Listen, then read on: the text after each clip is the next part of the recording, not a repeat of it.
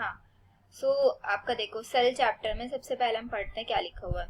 When you look around you can C both living and non living things.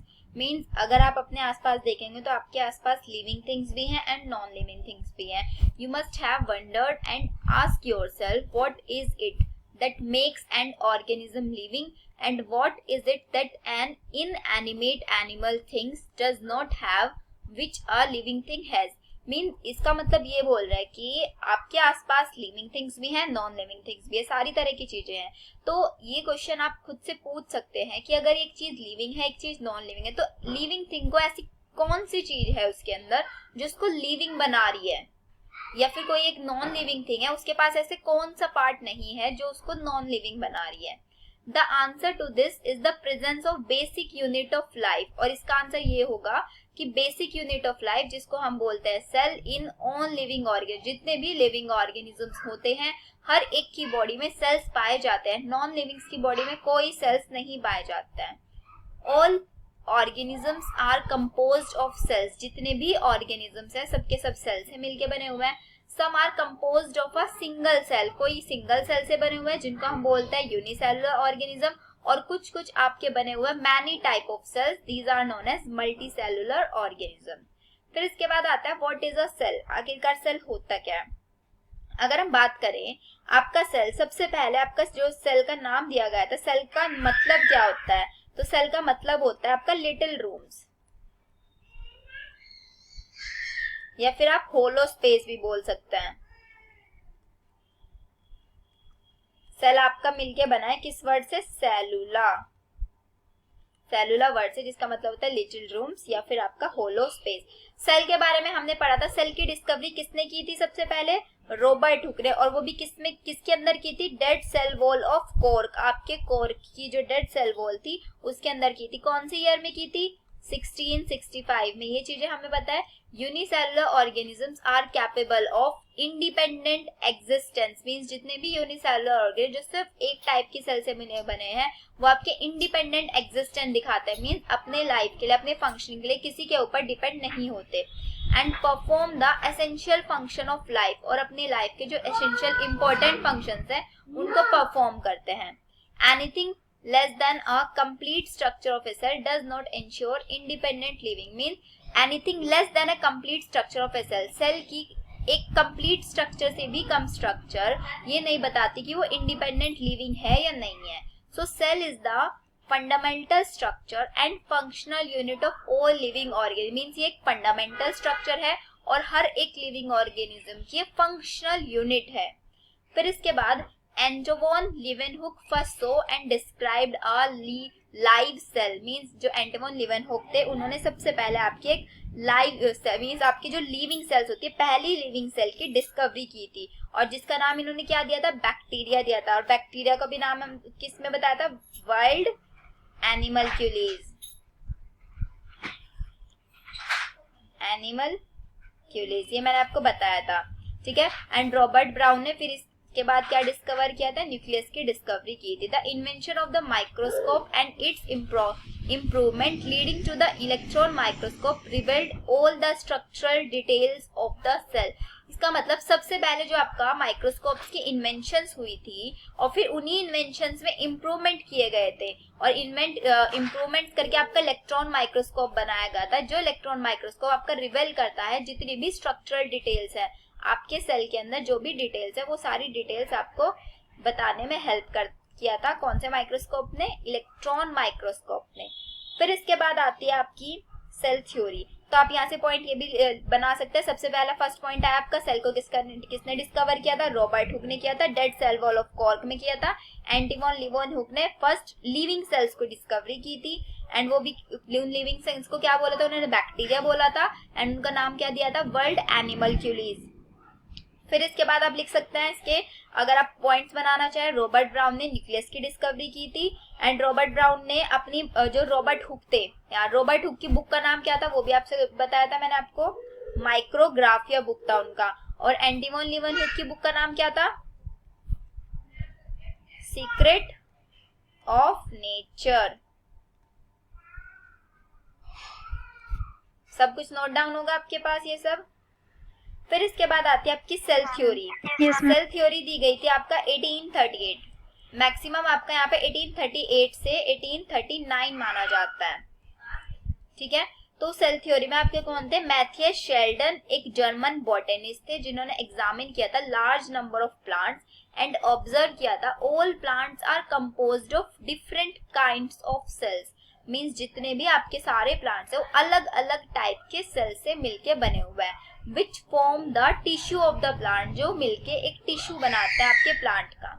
At about the same time, फिर उसी same time में Sheldon scientist के साथ साथ next scientist आए थे थियोडोर शेमान साइंटिस्ट। इन्होंने 1839 में एक ब्रिटिश बायोलॉजिस्ट थे, स्टडी किया था different type of animal cells, अलग अलग टाइप के एनिमल सेल्स को डिस्कवरी की थी, उनको स्टडी किया था एंड रिपोर्ट किया था that cells had a thin outer layer. Means जो सेल्स होती है उनके बाहर एक थिन आउटर लेयर प्रेजेंट होती है which is today known as the plasma membrane, जिस लेयर को हम आज के टाइम में प्लाज्मा मेम्ब्रेन से जानते हैं।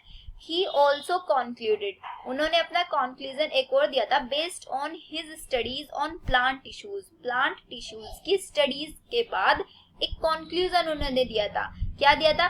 That the presence of cell wall की प्रेजेंस होना आपके प्लांट्स का एक यूनिक कैरेक्टर है, क्योंकि हमें पता है सेल वॉल सिर्फ और सिर्फ प्लांट सेल्स के पास होती है, एनिमल सेल्स के पास नहीं होती, क्योंकि वो सेल वॉल उनको रिजिडिटी प्रोवाइड कराती है, एक हार्डनेस प्रोवाइड कराती है उनकी बॉडी के अंदर, जो कि एनिमल बॉडी में नहीं पाई जाती है। So on the basis of this Schwann proposed the hypothesis, उन्होंने एक हाइपोथेसिस दिया अपना, that the bodies of animals and plants are composed of cells and product of cells. Means इन्होंने ये हाइपोथेसिस दिया कि जो आपके एनिमल्स और प्लांट्स है उनकी जो बॉडी है वो सेल से मिलके बनी हुई है और सेल से मिलने वाले प्रोडक्ट से मिलके बनी हुई है। ये इनका हाइपोथेसिस था। इस लाइन को एग्जैक्ट आपको याद रखना है, the bodies of animals and plants are composed of cells and products of cells. Then Schleiden and Schwann together formulated the cell theory, इन्होंने साथ में मिलके सेल थ्योरी को फॉर्मुलेट किया, मीन्स इनकी एक प्रॉपर डेफिनेशन दी।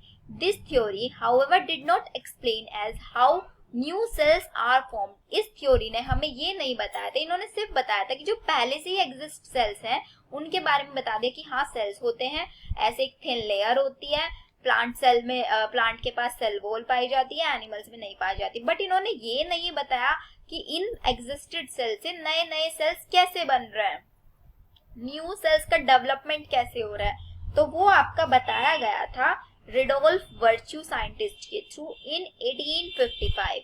इन्होंने सबसे पहले सेल का डिवीजन के बारे में डिस्कवरी की थी कि सेल कैसे कैसे आपके सेल्स डिवाइड करते हैं और डिवाइड करने के बाद नए सेल्स में डेवलप हो जाता है।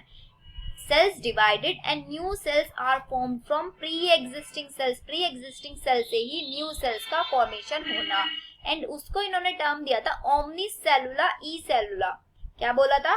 ओमनिस सेलुला ई सेलुला। ये याद रखना है बहुत अच्छे से आपको, ठीक है। एंड इन्होंने एक सेकंड काम क्या किया था, जो शेल्डन एंड शेमान ने आपको सेल थ्योरी दी थी, उस सेल थ्योरी को एक्सटेंड किया था, मींस मॉडिफाई किया था उसको, उसमें कुछ अपनी बातें भी जोड़ दी थी उसने। क्या क्या? He modified the hypothesis of Schleiden Schwann to give the cell theory a final shape. Cell theory को फाइनल शेप प्रोवाइड कराने के लिए इन्होंने उसकी हाइपोथेसिस को मॉडिफाई किया। तो cell theory as understood today, जो आज के टाइम में हम जानते हैं सेल थ्योरी के बारे में, all living organisms are composed of cells and product of cells. ये तो आपका हाइपोथेसिस थी शेमान एंड शेल्डन की।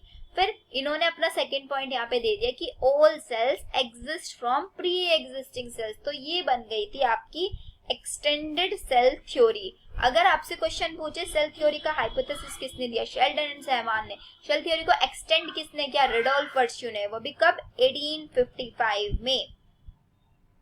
क्लियर? फिर इसके बाद आता है आपका an overview of cell. Cell के बारे में हमें पढ़ना है। सेल ने हमने पढ़ लिया कि सेल क्या होती है। आप it is the unit of life. ये आपकी लाइफ की ऐसी यूनिट है जिसके आउटर कवरिंग में क्या प्रेजेंट होता है, एक सेल मेम्ब्रेन प्रेजेंट होती है। और अगर हम प्लांट्स की बात करेंगे तो सेल वॉल वहां पे प्रेजेंट होती है। तो अब देखते हैं यहाँ पे क्या लिखा हुआ है। You have earlier observed cell in an onion peel और human cheek cells under the microscope. Means इन्होंने ये बोल रहा है कि आप पहले ऑब्जर्व कर चुके हैं कि अनियन पील के अंदर सेल्स कैसे दिखते हैं, ह्यूमन चीक सेल्स के अंदर आप सेल्स को देख चुके हैं कि कैसे होता है। Let us recollect there structure. अब उनकी स्ट्रक्चर को एक जगह लिख के देखते हैं कि क्या क्या उनकी स्ट्रक्चर्स हैं। अनियन सेल क्या है, आपकी एक टिपिकल प्लांट सेल है जिसके बाहर क्या मिलेगी आपको, डिस्टिंक्ट सेल वॉल मिलेगी एज इट्स आउटर बाउंड्री के जैसे, and just with in it, और सेल वॉल के अंदर आपका क्या मिलेगा, सेल मेम्ब्रेन मिलेगी। एंड जब हम ह्यूमन चीक की बात करेंगे, the cells of the human cheek, उनके outer membrane as the delimiting structure of the cell, वो उसकी डीलिमिटिंग स्ट्रक्चर होगी क्योंकि उसके पास क्या होगा, सिर्फ और सिर्फ सेल मेम्ब्रेन होगी, कोई सेल वॉल प्रेजेंट नहीं होगी। फिर इसके बाद इनसाइड ईच सेल, हर एक सेल के अंदर एक डेंस मेम्ब्रेन प्रेजेंट होती है, डेंस मेम्ब्रेन बाउंड स्ट्रक्चर जिसको हम बोलते हैं न्यूक्लियस। अब तक हमने देखा प्लांट के बाहर सेल वॉल होती है और सेल मेम्ब्रेन होती है उसके सेल वॉल के अंदर की साइड। एनिमल्स में सेल वॉल होगी सिर्फ, उनके अंदर दोनों टाइप की सेल्स में एक membrane bound structure. Membrane bound structures उन स्ट्रक्चर्स को बोलते हैं जिसके बाहर मेम्ब्रेन होती है। सो दिस न्यूक्लियस, इसी न्यूक्लियस के अंदर क्या प्रेजेंट होता है, आपके क्रोमोसोम्स प्रेजेंट होते हैं, जिन क्रोमोसोम्स के अंदर क्या है, आपका जेनेटिक मटेरियल है जैसे कि DNA, RNA. Then cells that have membrane bound nuclei, जिन सेल्स के पास एक मेम्ब्रेन बाउंड न्यूक्लियाई प्रेजेंट होगा उसको हम बोलेंगे क्या, यूकैरियोटिक। एंड वेयर सेल्स, जिन सेल्स के पास आपका मेम्ब्रेन बाउंड न्यूक्लियाई प्रेजेंट नहीं होगा, cells that lack a membrane bound nucleus are prokaryotic cells. दोनों टाइप के सेल्स आपको लिखने हैं, eukaryotic and then prokaryotic. Eukaryotic में हमने देखा मेम्ब्रेन बाउंड सेल न्यूक्लियस होगा एंड यहाँ पे non membrane bound nucleus present होगा आपका। Then in both prokaryotic and eukaryotic cells, अब सेल्स आपकी कैसी भी हो, प्रोकैरियोटिक हो यूकैरियोटिक हो, उन सेल्स के अंदर एक सेमी फ्लूइड मैट्रिक्स प्रेजेंट होगा जिसको हम बोलते हैं साइटोप्लाज्म, जो पूरे सेल का वॉल्यूम को ऑक्यूपाई करके रखता है।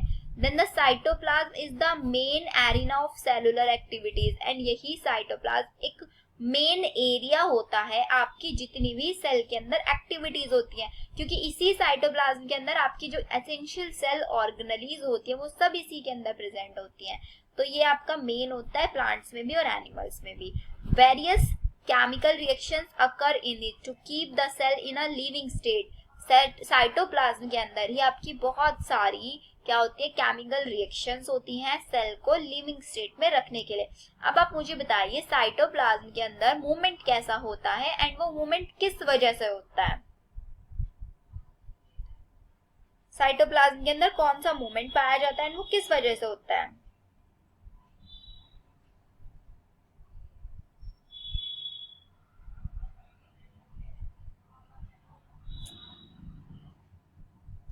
साइटोप्लाज्म के अंदर मूवमेंट पाया जाता है आपका साइक्लोसिस, ये मैंने आपको बता दिया, इसी को बोलते हैं साइटोप्लाज्मिक स्ट्रीमिंग। फिर आता है बिसाइड्स द न्यूक्लियस, न्यूक्लियस के बाद जो आपके यूकैरियोटिक सेल्स होते हैं उनके पास other membrane bound distinct structures होती है जिनको हम बोलते हैं ऑर्गेनेलीज, जैसे कि आपका endoplasmic reticulum, Golgi complex, lysosomes, mitochondria, microbodies and vacuoles. Vacuoles कितने टाइप के होते हैं आपके, वैक्यूल्स के टाइप्स बताओ।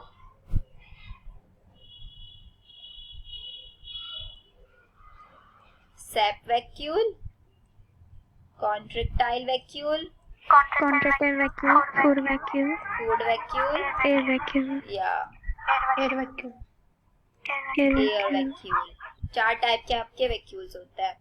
बट प्रोकैरियोटिक सेल्स के पास ऐसी कोई मेम्ब्रेन बाउंड ऑर्गेनेलीज नहीं होती हैं, सिर्फ और सिर्फ यूकैरियोट्स के अंदर ही पाई जाती हैं।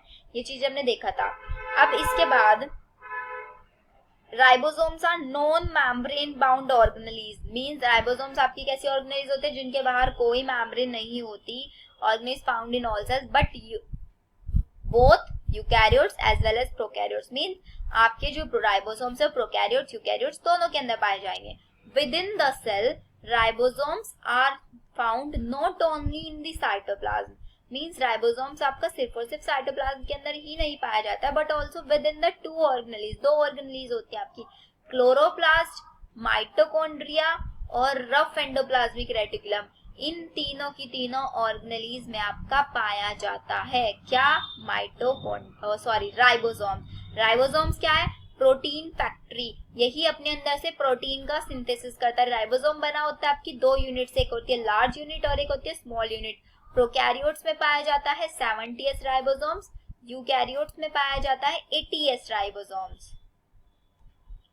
Animal cell contain another non membrane bound organelle जिसको हम बोलते हैं सेंट्रोसोम, जो आपके सेल डिवीजन में हेल्प करती है। फिर इसके बाद cell differ greatly in size, आपका जो सेल होता है वो साइज में डिफर कर सकता है, शेप में, एक्टिविटीज में। फॉर एग्जाम्पल जैसे कि आपका माइक्रोप्लाज्मा क्या होता है, एक सबसे स्मॉलेस्ट सेल होता है जिसका साइज होता है 0.3 micrometer in length, while bacteria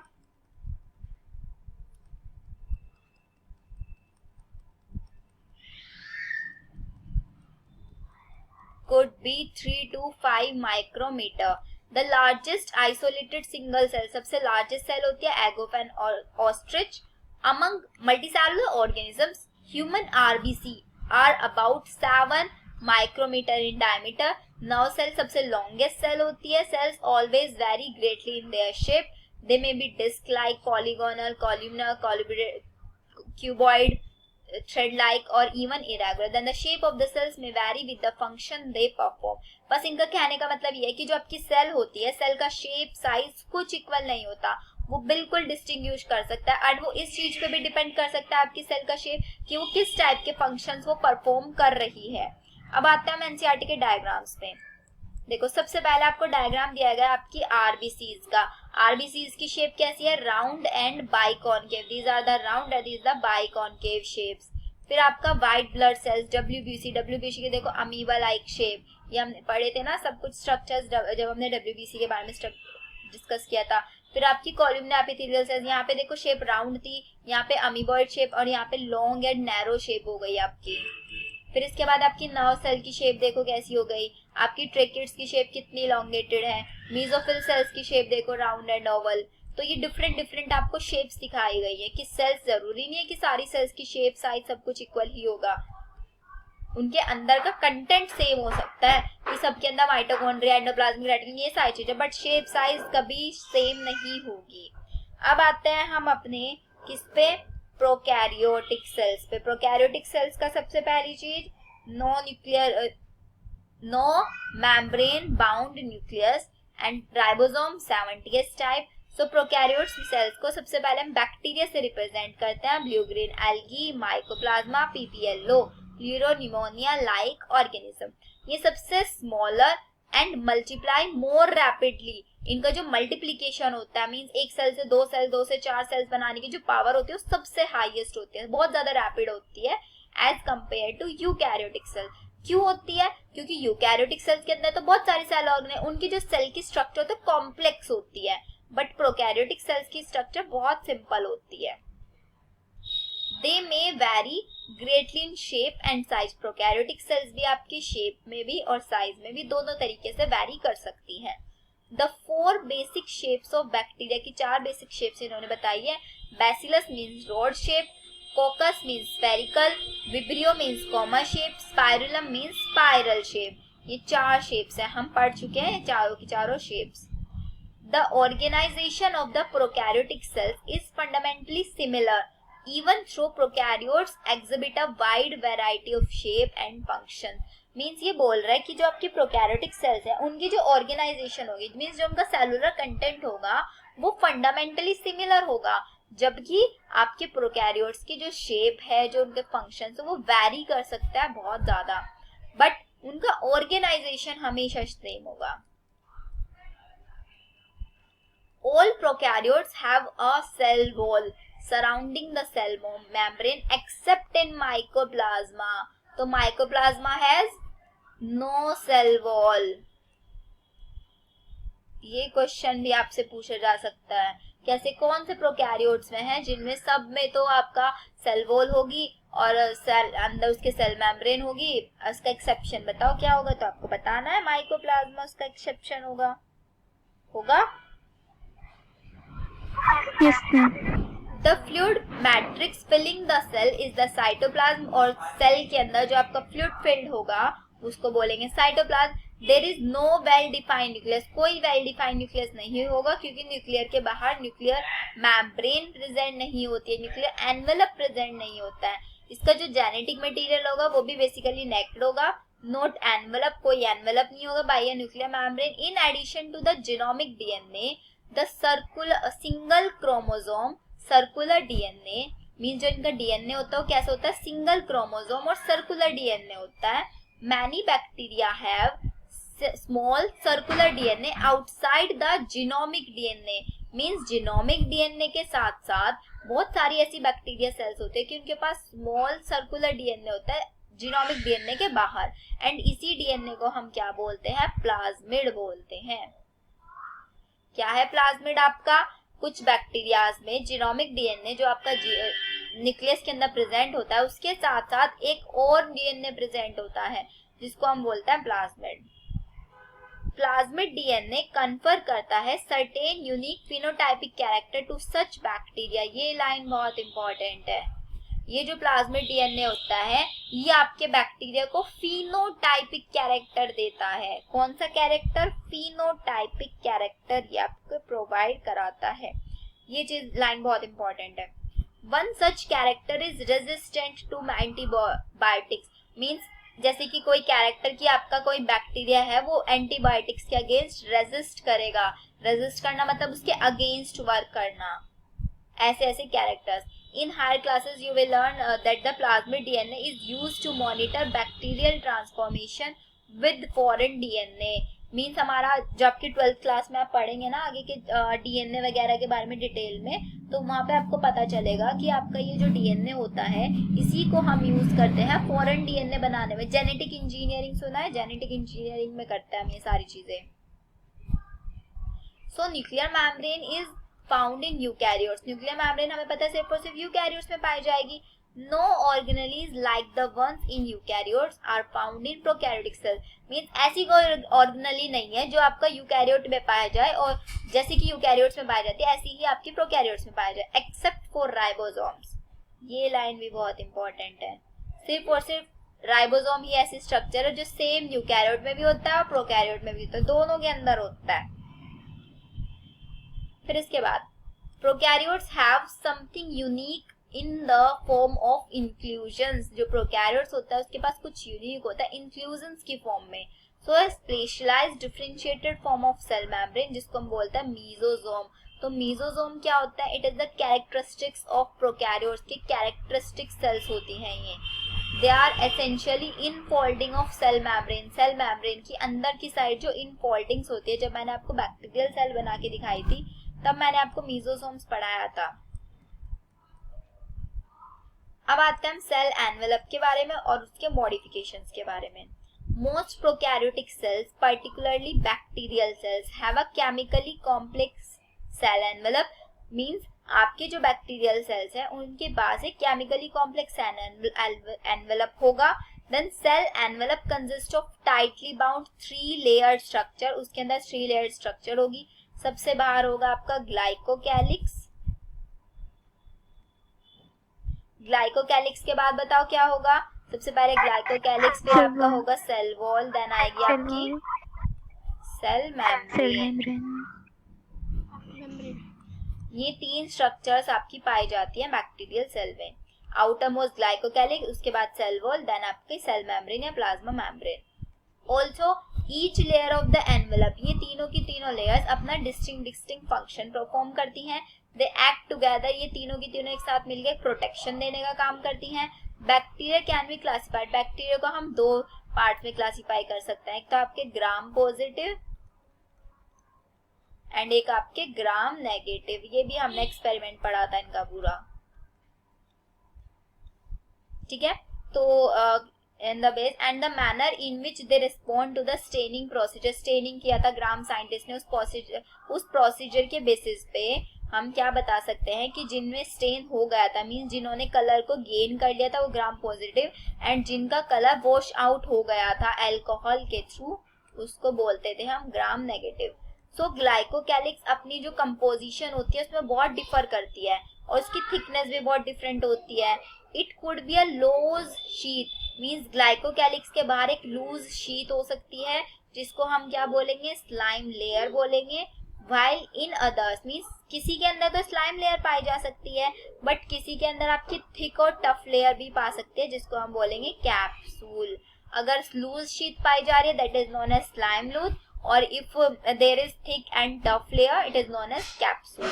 cell wall आती है ग्लाइकोकैलिक्स के बाद, वो आपका डिटरमाइन करती है सेल की शेप कैसी होगी एंड प्रोवाइड कराएगी एक स्ट्रॉन्ग स्ट्रक्चरल सपोर्ट प्रोवाइड कराएगी to prevent the bacteria from bursting और कोलैप्सिंग. जो आपका बैक्टीरिया है वो बर्स्ट ना हो जाए और कोलैप्स ना कर जाए, उस चीज को मेंटेन करती है बैक्टीरिया के बाहर सेल वॉल प्रेजेंट. फिर इसके बाद आपकी आएगी the plasma membrane is selectively permeable in nature. हमें पता है प्लाज्मा मेम्ब्रेन आपकी सेलेक्टिवली परमिएबल होती है क्योंकि सिर्फ वो सेलेक्टिव मटेरियल्स को ही सेल के अंदर जाना अलाउड करती है. And interact with the outside world, क्योंकि सबसे बाहर होती है सेल के तो यही आपके आउटसाइड इन्वायरमेंट से इंटरेक्ट करती है. Outside they inside the cell कोई भी कंपोनेंट जाना है तो उसको अलाउ करेगी सिर्फ और सिर्फ सेलेक्टिव न्यूट्रिएंट्स को. So this membrane is similar structurally to that of eukaryote. Plasma membrane आपकी प्रोकैरियोट यूकैरियोट में सिमिलर होती है स्ट्रक्चरली, मींस उसका स्ट्रक्चर सेम होता है. Then a special membranous structure is the mesosome, जो हमने अभी देखा था प्रोकैरियोट्स में पाया जाता है, which is form by the plasma membrane का एक्सटेंशन, मींस अंदर की साइड ऐसे एक प्रोट्रूजन आ जाता है मेम्ब्रेन पे, इन्हीं को हम क्या बोलते थे, मेसोसोम्स बोलते थे. तो ये आपका प्लाज्मा मेम्ब्रेन पे होता है एक्सटेंशन. दीज एक्सटेंशन ये आपके वेसाइकल्स की फॉर्म में भी हो सकता है, ट्यूब्यूल्स की फॉर्म में भी हो सकता है और लैमिला की फॉर्म में भी हो सकते हैं. They help in cell wall formation, ये आपके सेल वॉल के फॉर्मेशन में हेल्पफुल होते हैं. डीएनए का रेप्लिकेशन कराते हैं and distribution to daughter cells, daughter cells में इन न्यूट्रिएंट्स का डिस्ट्रीब्यूशन कराता है. डीएनए रेप्लिकेशन पता है ना, डीएनए से डीएनए का बनना, उसको बोलते हैं हम रेप्लिकेशन. और अगर हमें डीएनए से आरएनए बनाना हो तो उसको क्या बोलेंगे, ट्रांसक्रिप्शन. और अगर हमें आरएनए से प्रोटीन बनाना है तो इसको बोलते हैं हम ट्रांसलेशन. इसी पूरी प्रोसेस को हम बोलते हैं central dogma of molecular theory. ठीक है. सो दे आल्सो हेल्प इन आपके रेस्पिरेशन में भी हेल्प करते हैं, ये सिक्रीशन प्रोसेस में भी हेल्प करते हैं, सरफेस एरिया को इंक्रीज कराते हैं, प्लाज्मा मेम्ब्रेन का एंजाइमेटिक कंटेंट प्रोवाइड कराता है. In some prokaryotes like cyanobacteria there are other membranous extension, means prokaryotes में जैसे कि साइनोबैक्टीरिया के अंदर कुछ और भी एक्सटेंशंस पाए जाते हैं साइटोप्लाज्म के अंदर, जिसको हम बोलते हैं क्रोमेटोफोर्स, जिनके अंदर पिगमेंट्स प्रेजेंट होते हैं. हमने पढ़े थे ना पिगमेंट्स, उसमें क्रोमोप्लास्ट, क्लोरोप्लास्ट, ल्यूकोप्लास्ट, ये सारे पिगमेंट्स के बारे में यहाँ पे बात कर रहे हैं. देन बैक्टीरियल सेल्स में भी मोटाइल एंड नॉन मोटाइल. आपके बैक्टीरियल सेल्स मोटाइल में आपके बैक्टीरियल सेल्स वो होंगे जिनमें आपके फ्लैजिला प्रेजेंट होगी, नॉन मोटाइल वो होंगे जिनमें कोई फ्लैजिला प्रेजेंट नहीं होगी. If motile they have thin filamentous extension from their cell wall, cell wall से एक बाहर filamentous extension होगा जिसको बोलता है फ्लैजिला, वही उनको क्या बनाती है, मोटाइल बनाती है. Bacteria show a range in number and arrangement of flagella, means bacteria के पास जो बहुत सारी वेरिएशंस आते हैं on the basis of arrangement of flagella, कि उनका फ्लैजिला का अरेंजमेंट क्या होगा. बैक्टीरियल फ्लैजिला आपका 3 पार्ट से मिलकर बनी होती है, filament, hook and basal body. ये भी हमने डिटेल में पढ़ा था फ्लैजिला के बारे में. Then the filament is the longest portion, filament आपका सबसे लॉन्गेस्ट पोर्शन होता है जो एक्सटेंड होता है from the cell surface to the outside, cell surface से बाहर की साइड. हमने ऐसे स्ट्रक्चर बनाई थी उसकी. ये आपका ऊपर फिलामेंट था, ये आपका हुक था और नीचे वाला आपका बेसल बॉडी. ऐसे स्ट्रक्चर हमने बना के देखी थी. बिसाइड्स फ्लैजिला, फ्लैजिला के साथ साथ पिली और फिम्बरी भी ऐसी स्ट्रक्चर्स होती है जो बैक्टीरिया के अंदर पाई जाती हैं, बट ये आपके मोटाइलिटी के लिए रेस्पॉन्सिबल नहीं होती, मींस उनके मूवमेंट करने के लिए रिस्पॉन्सिबल नहीं होती. पिलाई क्या होता है, इलोंगेटेड ट्यूबुलर स्ट्रक्चर्स होता है जो स्पेशल प्रोटीन्स के मिलके बने होता है, और फिम्ब्रिस छोटे छोटे ब्रिसल्स लाइक स्ट्रक्चर्स होता है जो सेल से बाहर निकले होता है. In some bacteria they are known to help, ये हेल्प करते हैं attach the bacteria to rock in streams and also to the host tissues से बाइंड करने में, या फिर जो आपके रॉक्स वगैरह होता है उनके स्ट्रीम्स में अटैच रहने में ये हेल्प करते हैं.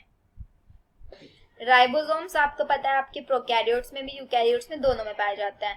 अगर हम प्रोकैरियोट्स की बात करेंगे तो उनके अंदर आपके 70S होंगे और यूकैरियोट्स में 80S. ये चीज तो याद हो गई होगी. अब ribosomes are associated with the plasma membrane of cell. Prokaryotes में जो आपके राइबोसोम्स होते हैं वो प्लाज्मा मेम्ब्रेन से अटैच्ड होते हैं.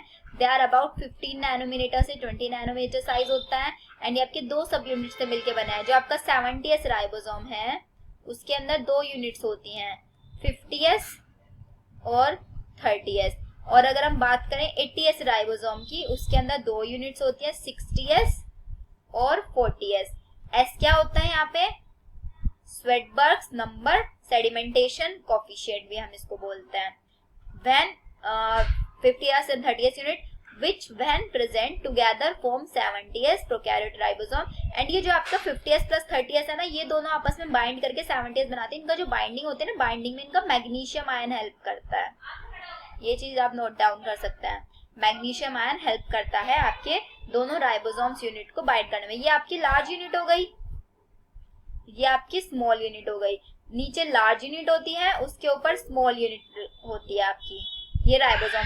अब जब सारे के बहुत सारे राइबोसोम्स को हम एक लाइन में ऐड कर दें mRNA के ऊपर आपके, तो ये राइबोसोम्स क्या बनेंगे? जब आपके राइबोसोम्स एक हेलिकल ग्रुप में हो जाएं, एक चेन बना लेंगे, mRNA से अटैच्ड हो जाएंगे, तो उसको हम बोलेंगे पॉलीराइबोसोम्स और पॉलीसोम्स. सो राइबोसोम्स ऑफ ए पॉलीसोम, यही राइबोसोम्स आपके ट्रांसलेट करके क्या बनाएंगे?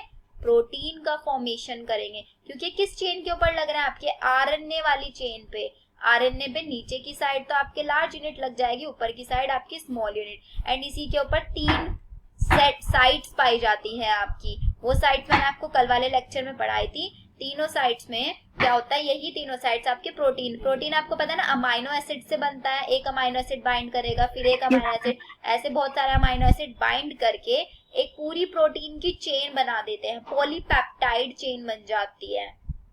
वही आपका क्या होता है? प्रोटीन होता है. फिर इसके बाद आता है आपके इंक्लूजन बॉडीज. रिजर्व मटेरियल जो होता है प्रोकैरियोटिक सेल्स के अंदर वो स्टोर रह जाता है आपका साइटोप्लाज्म इंक्लूजन बॉडीज की फॉर्म में. These are not bound by any membrane system. इनके बाहर कोई मेम्ब्रेन सिस्टम नहीं होता. ये फ्रीली प्रेजेंट होते हैं आपके साइटोप्लाज्म के अंदर. इनका एग्जाम्पल जैसे कि फोस्फेट ग्रैन्यूल्स पाए जाएंगे आपके, साइनोफाइसी ग्रैन्यूल्स या फिर ग्लाइकोजन ग्रैन्यूल्स. इस फॉर्म में आपकी इंक्लूजन बॉडीज पाई जाएंगी. फिर इसके बाद आपके गैस वैक्यूल्स. गैस वैक्यूल्स किस किस के अंदर पाए जाते हैं? आपके ब्लू ग्रीन एल्गी या पर्पल या फिर ग्रीन फोटोसिंथेटिक बैक्टीरियाज, इनके अंदर आपके पाए जाते हैं. क्या? Gas vacuoles. एनसीईआरटी के एक पॉइंट आपको ध्यान रखना है. फिर आएगा आपका यूकैरियोटिक सेल्स. यूकैरियोटिक सेल्स में क्या होगा? मेम्ब्रेन बाउंड न्यूक्लियस आपका प्रेजेंट होगा, 80S राइबोसोम प्रेजेंट होंगे और सारी आपकी सेल ऑर्गेनेलीज प्रेजेंट होंगे, एंडोप्लाज्मिक रेटिकुलम, माइटोकॉन्ड्रिया वगैरह सब कुछ. अब पढ़ते हैं इसके बारे में. Then eukaryotes include all the protist, plants, animal and fungi. In eukaryotes there is an extensive compartmentalization of cytoplasm. इन साइटोप्लाज्म का एक कंपार्टमेंटलाइजेशन किया गया है थ्रू द प्रेजेंस ऑफ, क्योंकि उसके अंदर क्या है? अलग अलग जगह पे मेम्ब्रेन और बाउंड ऑर्गेनेलीज प्रेजेंट है. Eukaryotic cells possess an organized nucleus होगा विद अ न्यूक्लियर एनवेलप होगा कंप्लीट उसके ऊपर. In addition eukaryote cells have a variety of complex locomotory organs and cytoskeletal structures इसके अंदर प्रेजेंट है. साइटोस्केलेटल स्ट्रक्चर में आपके वो माइक्रोफिलामेंट्स वगैरह आता है. एंड देयर जेनेटिक मटेरियल किसके अंदर प्रेजेंट होगा? क्रोमोसोम्स के अंदर ऑर्गेनाइज्ड होगा. All eukaryotic cells are not identical. Plants and animal cells are different as the former possess cell wall, क्योंकि प्लांट्स के पास सेल वॉल होती है, प्लास्टिड्स होता है, लार्ज सेंट्रल वैक्यूल होता है, जो सब आपके एनिमल सेल के अंदर एब्सेंट होता है. On the other hand animal cells have centriole. Animal cells के पास सेंट्रियोल होता है जो कि आपके प्लांट सेल्स में नहीं होता है. अब ये स्ट्रक्चर देखो, ये आपकी स्ट्रक्चर मुझे बताओ प्लांट सेल की है एनिमल सेल की है, बताओ। प्लांट सेल की स्ट्रक्चर है या एनिमल सेल की स्ट्रक्चर है ये? Plant cell. प्लांट सेल कैसे पता लगाया? वैक्यूल। वैक्यूल्स भी हैं, सेल वॉल भी है आपका, और आपका क्लोरोप्लास्ट भी दिखेगा। ये देखो, ये रहा आपका क्लोरोप्लास्ट। इसकी हेल्प से हमने बता दिया कि ये आपका क्या है, प्लांट सेल है। अब देखो प्लांट सेल में क्या क्या पाया जा रहा है। प्लांट सेल में सबसे बाहर वाली सेल मेम्ब्रेन कौन सी है यहाँ पे आपकी? Cell wall. सेल वॉल के अंदर क्या पाया जाएगा आपका? Plasma membrane. प्लाज्मा मेम्ब्रेन या सेल मेम्ब्रेन। फिर सेंटर में क्या है आपका? न्यूक्लियस। न्यूक्लियस के बाहर कोई एनवेलप प्रेजेंट नहीं होगा, न्यूक्लियस के बीच में न्यूक्लियोलस है। स्ट्रक्चर देखो, ये यहाँ पे आपका बाहर क्या है? अगर आपका ये प्रोकैरियोटिक हुआ तो क्या एंडोप्लाज्मिक रेटिकुलम प्रेजेंट होगा? नहीं होगा ना। बट अभी हम यहाँ पे क्या बात कर रहे हैं? यूकैरियोटिक। यूकैरियोटिक क्या होता है? आपके प्लांट सेल्स। तो प्लांट सेल्स में न्यूक्लियर मेम्ब्रेन के बाहर क्या होता है आपका? एंडोप्लाज्मिक रेटिकुलम होता है एंडोप्लाज्मिक रेटिकुलम। न्यूक्लियोलस हो गया। और फिर इसके बाद क्या? गोल्जी एपरेटस प्रेजेंट है। ये देखो, ये रहा आपका गोल्जी एपरेटस। एंड ये इतनी बड़ी सी ऑर्गेनली क्या है आपकी यहाँ पे बीच में? ये वैक्यूल। ये देखो, लार्ज वैक्यूल। और फिर इसके बाद देखो लाइसोसोम भी प्रेजेंट है आपके। एक एरिया आपका स्मूथ एंडोप्लाज्मिक रेटिकुलम हो जाएगा, जिस पे राइबोसोम्स प्रेजेंट हो जाएंगे, वो आपका रफ एंडोप्लाज्मिक रेटिकुलम हो जाएगा। माइक्रोट्यूब्यूल्स भी आपके, पेरोक्सिसोम्स भी हैं आपका, साइटोप्लाज्म, क्लोरोप्लास्ट, राइबोसोम्स, माइटोकॉन्ड्रिया, सारी ऑर्गेनेलीज है आपकी यहाँ पे। फिर इसके बाद देखो नेक्स्ट स्ट्रक्चर आपकी, ये क्या है आपकी? Animal cell. अब एनिमल सेल में और प्लांट सेल में क्या डिफरेंस क्या आएगा आपका? प्लांट के पास तो क्लोरोप्लास्ट था, एनिमल में कोई क्लोरोप्लास्ट नहीं होगा। प्लांट के पास सेल वॉल थी, एनिमल में कोई सेल वॉल नहीं पाई जाएगी। देखो, आपका न्यूक्लियस हो गया, न्यूक्लियोलस हो गया बीच में, बाहर आपका एंडोप्लाज्मिक रेटिकुलम, एक रफ हो गया, एक स्मूथ हो गया। राइबोसोम्स पाए जाएंगे, peroxisome, centriole, microvilli, Golgi apparatus, nuclear envelope, सब कुछ पाया जाएगा। देखो, अगर आपका ये डायग्राम दे देते तो आप लेबलिंग कर सकते हो इजीली इसकी। Yes ma'am. ओके, सो अब सबसे पहले पढ़ना स्टार्ट करते हैं हम सेल मेम्ब्रेन के बारे में। So the detail structure of the membrane was studied only after the advent of electron microscope. जब आपका 1950s में इलेक्ट्रॉन माइक्रोस्कोप में एडवेंचर कर दी गई थी, उसके बाद सेल मेम्ब्रेन के डिटेल स्ट्रक्चर को स्टडी किया गया। Meanwhile chemical studies on cell membrane, especially RBC के अंदर, enable the scientist to deduce the possible structure of plasma membrane. But उससे पहले क्या था कि इनकी केमिकल स्टडीज की गई थी सेल मेम्ब्रेन की आरबीसी के अंदर, बट वहां से आपका कोई पॉसिबल स्ट्रक्चर नहीं बताई गई थी प्लाज्मा मेम्ब्रेन की। And then these studies show that, उन स्टडीज के बाद ये बताया गया था कि जो आपकी सेल मेम्ब्रेन होती है वो आपकी दो कंपोनेंट से मिलकर बनी होती है, एक लिपिड और एक प्रोटीन से। लिपिड आपका ऐसे ऐसे आइस में प्रेजेंट होगा, इसके बीच में आपके ऐसे प्रोटीन्स प्रेजेंट होते हैं, ये ऐसे आपको बताया गया था। द मेजर लिपिड, जो आपका लिपिड के अंदर मेजर पार्ट होता है वो आपको होता है फोस्फोलिपिड, जो एक बाई लेयर के अरेंज होता है। एक ये आपकी ये लेयर और एक ये लेयर, दो लेयर्स हो गई। Also the lipids are arrange within the membrane, membrane के अंदर साइड भी प्रेजेंट होता है, with the polar head outside, and इसकी जो टेल है वो इनसाइड आपकी प्रेजेंट होती है। ठीक है, इसीलिए हम इसको क्या बोलते हैं? एम्फीपैथिक मॉलिक्यूल भी बोलते हैं, क्योंकि इसके पास एक पोलर पार्ट होता है, एक नॉन पोलर पार्ट होता है। बाहर वाला क्या होता है आपका? हाइड्रोफिलिक, जो वाटर लविंग होता है, एंड अंदर वाला जो टेल होती है वो होता है आपका हाइड्रोफिलिक, हाइड्रोफोबिक। एंड बाहर वाला फिलिक, हाइड्रोफोबिक ये आपका वाटर हिटिंग, और फिलिक आपका water loving. This ensure that non polar tail of saturated hydrocarbon is protected from the aqueous environment. Means जो आपके टेल वाला पार्ट है ये मेम्ब्रेन के अंदर साइड प्रेजेंट है, मेम्ब्रेन के अंदर कोई वाटर नहीं है, तो ये चीज आपको ये बता रही है कि जो इसकी टेल है नॉन पोलर वाला सैचुरेटेड हाइड्रोकार्बन, ये अपने आप को प्रोटेक्ट कर रही है एक्वस इन्वायरमेंट से। मींस वाटर वाले इन्वायरमेंट से अपने आप को प्रोटेक्ट करने के लिए इसने अपना अपना लोकेशन ऐसी कर लिया, अपनी पोजीशन ऐसी कर लिया कि वाटर के मूवमेंट में नहीं आ सकती। In addition phospholipid membrane also contains cholesterol, जो आपकी फोस्फोलिपिड मेम्ब्रेन होगी इसमें आपका कोलेस्ट्रॉल भी प्रेजेंट होगा। Later biochemical investigations clearly revealed that, फिर उसके बाद बायोकेमिस्ट्री इसकी पूरी पढ़ी गई कि इसकी आखिरकार केमिस्ट्री क्या है, तो उस इन्वेस्टिगेशन के अकॉर्डिंग ये बताया गया cell membrane also possess proteins and carbohydrates, कि सेल मेम्ब्रेन के पास आपके प्रोटीन्स भी होता है और कार्बोहाइड्रेट्स भी होता है। The ratio of protein and lipid, protein और लिपिड का जो रेशियो होगा वो वैरी करेगा हर एक टाइप के सेल्स में, वो रेशियो मैंने आपको लिखवा दिया था जो इंपॉर्टेंट सेल्स थी उनका। इन ह्यूमन बींग्स के अंदर आपका जो ये रेशियो होता है उसकी एरिथ्रोसाइट्स मतलब आरबीसीज के अंदर 52% तो आपका प्रोटीन होगा एंड 40% आपका लिपिड होगा।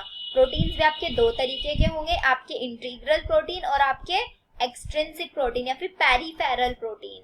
Depending on the ease of extraction, means extract करना मींस किसी चीज को किसी चीज से अलग करना, उस बेसिस पे डिपेंड करता है कि जो आपके मेम्ब्रेन प्रोटीन्स हैं वो दो टाइप के होते हैं। एक तो इंटीग्रल जो आपके लिपिड बाइलेयर के अंदर एम्बेडेड हो चुके हैं, पेरिफेरल जो लेयर के बाहर प्रेजेंट है। पेरिफेरल प्रोटीन सरफेस पे प्रेजेंट होंगे, इंटीग्रल प्रोटीन ब्यूरिड मतलब धसे हुए होता है मेम्ब्रेन के अंदर। अब देखो ये स्ट्रक्चर आप लोग, ये आपकी लिपिड बाइलेयर, ये आपका ऊपर वाला पार्ट हाइड्रोफिलिक पार्ट और ये हाइड्रोफोबिक टेल्स। अब इनके बीच में ये रहे आपके इंटीग्रल प्रोटीन्स। अब देखो यहाँ पे आपके कोलेस्ट्रॉल भी बताया कि आपकी जो लेयर होती है इसमें कोलेस्ट्रॉल भी, येलो कोलेस्ट्रॉल दिख रहा है। ये आपके फॉस्फोलिपिड बाइलेयर, फिर इसमें पेरिफेरल प्रोटीन्स, ये देखो ऊपर की साइड आपके दिख रहा है। इन पेरिफेरल प्रोटीन्स पे आपके शुगर्स जो आपको बताया था कार्बोहाइड्रेट्स भी प्रेजेंट होते हैं। ये स्ट्रक्चर क्लियर? ठीक है, आपका fluid mosaic model of plasma membrane. किसने दिया था फ्लूइड मोज़ेक मॉडल आपका? Singer and Nicholson. Yeah.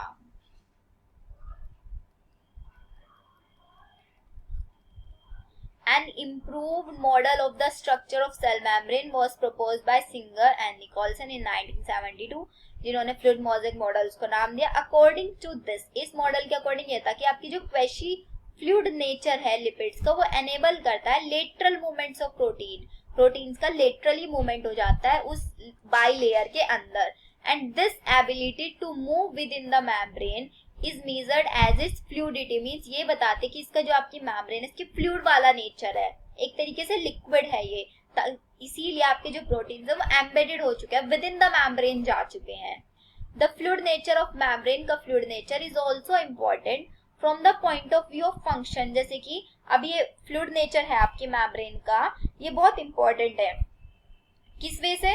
क्योंकि इससे आपकी सेल ग्रोथ में भी हेल्प होगी, इंटरसेलुलर जंक्शंस बनेंगे, सिक्रीशन में ये हेल्प होगी, एंडोसाइटोसिस होगा, सेल डिवीजन, ऐसी इंपॉर्टेंट चीजों में ये आपका फ्लूइड नेचर मेम्ब्रेन का बहुत हेल्पफुल रहा है। So one of the most important function of the plasma membrane is transport of molecules across it. हमें पता है प्लाज्मा मेम्ब्रेन का सबसे इंपॉर्टेंट फंक्शन क्या है कि वो अपने अंदर से मॉलिक्यूल्स को ट्रांसपोर्ट, इंपोर्ट, एक्सपोर्ट करने का काम करती रहती है। मेम्ब्रेन सिलेक्टिवली परमीबल होते हैं, सिर्फ कुछ ही मॉलिक्यूल्स को प्रेजेंट होते हैं आइदर साइड जा सकते हैं। Many molecules can move briefly across the membrane without any requirement of energy and this is called passive transport. बताए थे ना आपको दो टाइप के transport, active transport and passive transport. Passive transport में वो वाले ट्रांसपोर्ट होते हैं जिसमें कोई एनर्जी की रिक्वायरमेंट नहीं होती, सिर्फ और सिर्फ कंसंट्रेशन ग्रेडियंट के थ्रू ही, बाहर कंसंट्रेशन ज्यादा है तो movement from outside to inside होगा, अगर अंदर कंसंट्रेशन ग्रेडियंट ज्यादा है तो मूवमेंट आपका इनसाइड टू आउटसाइड होगा। This transport is known as passive transport. But अगर आपको ट्रांसपोर्ट के लिए एनर्जी यूज करने की जरूरत पड़ रही है तो that transport is known as active transport. Without expenditure of energy passive transport and with expenditure of energy active transport. Neutral solutes may move across the membrane by the simple process, that is simple diffusion के through जा सकते हैं, जिसको हम बोलते हैं concentration gradient. Means हमेशा movement कहाँ होगा, जहां से हाई कंसंट्रेशन है उससे आपका लो कंसंट्रेशन की तरफ मूवमेंट हो जाएगा। फिर इसके बाद water may also move across the membrane from high concentration to then movement of water by diffusion. अगर movement of water हो रहा है from high concentration, so देखिए movement of water bye diffusion, अगर वाटर का मूवमेंट हो रहा है तो उस प्रोसेस को हम बोलते हैं osmosis. As the polar molecule can not pass through the non polar lipid bilayer, means अगर एक आपके पास पोलर मॉलिक्यूल है, जैसे कि आपका होता है HCl. HCl एक पोलर मॉलिक्यूल, एक पॉजिटिव होता है एक नेगेटिव होता है. ये पोलर मॉलिक्यूल कभी भी नॉन पोलर लिपिड बाइलेयर के थ्रू पास आउट नहीं हो सकता. तो इसको पास ऑन होने के लिए they require a carrier protein for the transport to facilitate their transport across the membrane. So इसको अपने मूवमेंट कराने के लिए एक ट्रांसपोर्टर की जरूरत पड़ेगी. तो इसको ट्रांसपोर्टर कराने के लिए आपके बहुत सारे आयंस होते हैं जो यहाँ पे हेल्प करते हैं. A few ions or molecules are transported across the membrane against their concentration gradient lower to higher concentration. But यहाँ पे क्या होगा, आपका एनर्जी डिपेंडेंट प्रोसेस होता है. ये मींस आपका ATP का कंजप्शन यहाँ पे होगा एंड इसी को बोलते हैं एक्टिव ट्रांसपोर्ट, जिसका एग्जांपल होता है सोडियम पोटेशियम पंप. फिर इसके बाद आती है आपकी सेल वॉल. ये तो था सेल मेम्ब्रेन के बारे में, लिपिड और प्रोटीन की बनी होती है, बाइलेयर होती है, फ्लूइड नेचर होता है. सिंगल निकोलसन ने फ्लूइड मोज़ेक मॉडल दिया था, इसमें ट्रांसपोर्ट होता है, active transport, passive transport, osmosis, ये सारी चीजें हमने देख ली. फिर आई आपकी सेल वॉल. सेल वॉल एक हार्ड लेयर होती है, नॉन लिविंग रिजिड स्ट्रक्चर होती है that forms an outer covering from the plasma membrane. fungi and plants के बाहर की साइड प्रेजेंट होती है सेल मेम्ब्रेन के बाहर.